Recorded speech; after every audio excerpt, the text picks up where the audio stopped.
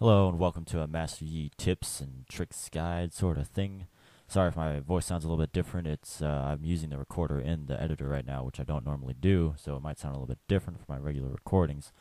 But other than that, let's jump right into it. So I've been watching a guy named Cowsep on Twitch stream recently, and he's been getting quite a bit of popularity. I've learned a lot of Master Yi stuff from him, and I've kind of learned some stuff on my own as well, and I figured that I would make this video to kind of help you guys, learn a few things here and there, and hopefully I can help you with your carrying abilities. So, if you noticed at the start of this video, I started the red buff, I went to race, I went to golems, and I went back for Madreds. Madreds helps you with some sustain in the jungle and helps you clear a little bit quicker. But the whole purpose of the beginning of this video is to show you the kind of 8 method that Cowsep uses, which is going to, for example, right here, going to golems, then race, then skipping wolf camp, going to white, then hitting wolf camp, then skipping the race, and then going to golems. Now right here is a perfect example of using your alpha strike effectively, is waiting until the gold card from TF is pulled, and then using your Q for the untarget ability in order to avoid the stun and to pick up the kill. If I would have used my Q out of the bush there, I would not have gotten that kill. So really a lot of this is just based off kind of knowing your opponents and what they can do, and just timing your alpha strikes accordingly so you can dodge any skill shots or hard CC that they may have. So the whole reason I left this clip in here is because notice how my mid lane and my top lane died in my blue side jungle. What I do is I push up mid and I push to the tower and I stay there for a little bit, kind of acting like I'm gonna, try to get as much damage as I can. And then knowing that their jungler in mid is gonna rotate to mid, then I rotate the dragon and I pick up a dragon by using my Highlander. So just, make sure that you always have good map awareness and are paying attention to the minimap and what's going on. Now right here is kind of an example of just how strong you can be with a little bit of farming and only 2 kills under your belt. Now understandably I had, tower to help me a little bit here, but after they try to dive under the tower, and after Renekton tries to go a little bit too ham here, you can get a lot of damage out with your passive and also the passive on your Q.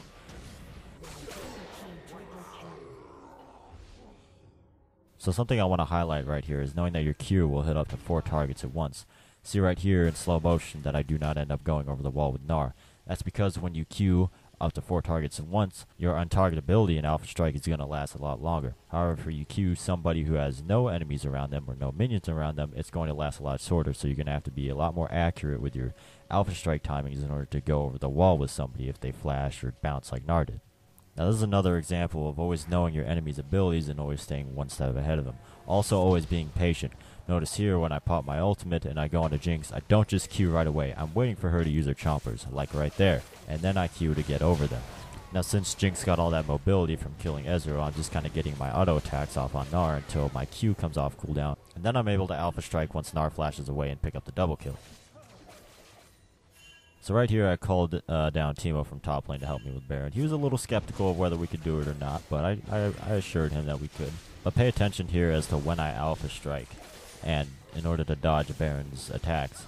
Now, every now and then he's going to goop you, and you can't really dodge that, but if you use your Q at the right time, you can actually end up dodging a lot of damage. And unfortunately, I use it kind of wrong at the end there, but you get the gist of things. If you use it correctly, you can dodge a bunch of damage from Baron and end up soloing it yourself. So here, Renekton activates his W to stun me, but with the right timing of my Alpha Strike, his animation goes off, and I use my untarget ability, and it doesn't end up stunning me, and I'm able to pick up the kill really easily. Now, I've shown a lot of great examples of how to use Master Yi mechanically, but a big important thing to League of Legends is decision making. And as you can see here, my team gets almost aced at mid tower, and what I should have done was kept split pushing and traded inhibitor for inhibitor. However, I decided that I would TP in and try to get a quadra kill, and as you can see, it didn't really work out that well. What I did was just kind of ran in and queued and hoped for the best. I didn't go in with a plan, which is what I should have done if I was going to get the quadra kill. Or I should have just kept split pushing like I said earlier, and I think that would have been a much better decision to at least trade one inhibitor for another inhibitor. However, I just gave up another kill and I didn't even get anything back for it. So I left the end of this clip here just to kind of close this game out, because I know I went into detail in this first game pretty extensively, but I have 2 other games that I don't have a whole lot of clips from. And in those games, I'm just trying to provide as many examples as possible to show you how to use your Alpha Strike appropriately to follow people after flashes or dodging certain abilities. In this next game, I come down to bot lane to help Graze kind of wave clear a little bit so he can go back to base. But as you can see, he gets caught out, and so I decide to go in since I hit level 6, and I'm going to be able to get resets on my Q. And they took a lot of tower damage as well, so I'm actually able to easily pick them off one by one by using the slow on my red buff. As you can see there, I only W one auto attack because I was expecting more abilities to be used. But your W starts at 50% damage reduction, and it goes up to 70% at max level. So if you use it at the right time, you're actually able to negate a lot of damage that the enemy team will be able to put on you. So this right here is the absolute perfect example of team fighting with Master Yi. I'm kind of sitting in the back and waiting for my chance to go in, and I see that Designers has popped on Orianna, so I pop my ult to my Ghost Blade and I go right in after it's off cooldown. Then I use my Blade of the Rune King active on Caitlyn and I kill her. I was really waiting for my opportunity to go in on the carries, and I took them out almost immediately, and then we were able to clean out the fight after that and then end the game shortly after.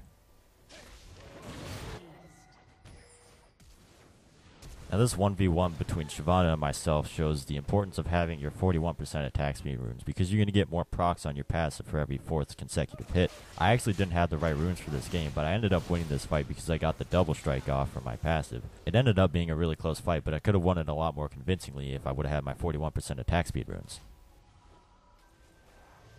So in this fight at top lane, I make sure to use my alpha strike so that Gnar can't get a ranged advantage on me by bouncing away, as you can see right here.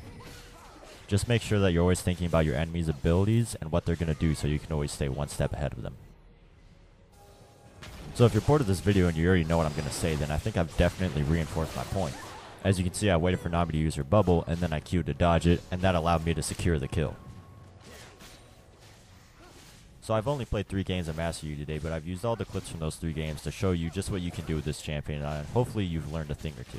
So these last 2 clips I have are both pentakills in the same game, and the second one, you know, maybe not that, you know, good as the first one because I was pretty fed at that point, but you know, using alpha strikes at the right moment, knowing when to go in, making good decisions, it's all very important when playing this champion. Unfortunately, I failed to dodge the Nami bubble there, but I stick on to Shyvana since she's trying to mess with my AD carry. Also notice in this video how I'm using alpha strike when they're about 1/3 or 1/4 HP, because that's about the time that they're going to flash, and so you're usually going to be following them after that. Or if they have a dash or a jump, that's usually about the time that they'll freak out and try to get away from you.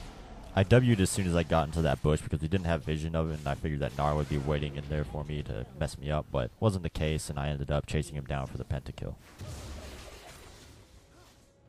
So this is the last clip I have for you, and Nivea tries to stop me from pushing the tower, but I pop my ult in my Ghost Blade, and I go right onto her. Also, I Q again after I kill her to switch the tower aggro to the 1 minion there. Then I auto attack as I'm moving towards MF, and then I alpha strike her after she flashes away so I can close the gap, and then I just kind of clean up the fight from here under the 2 towers at their nexus. I stick to Nami to pick up the quadra kill, and then I switch to Shyvana for the penta. I end up using my Q here to dodge that 1 tower shot, which allowed me to pick up the penta kill. And as you saw there, I mistimed my W to dodge extra damage from the tower, but all in all, it was a good play, and I came out with 2 pentakills in the same game. Now, watching and analyzing plays is definitely important, but I think that listening and hearing the thought process behind it is definitely beneficial to learning more about the game in general. So I hope I was able to help you learn a little bit more about this champion. If you learned at least one thing, then that's great. I've done my job. If you're interested in seeing more of these kinds of videos, definitely let me know, because it was a nice change of pace from doing my usual commentaries over games. So, shut up, Draven. God damn it.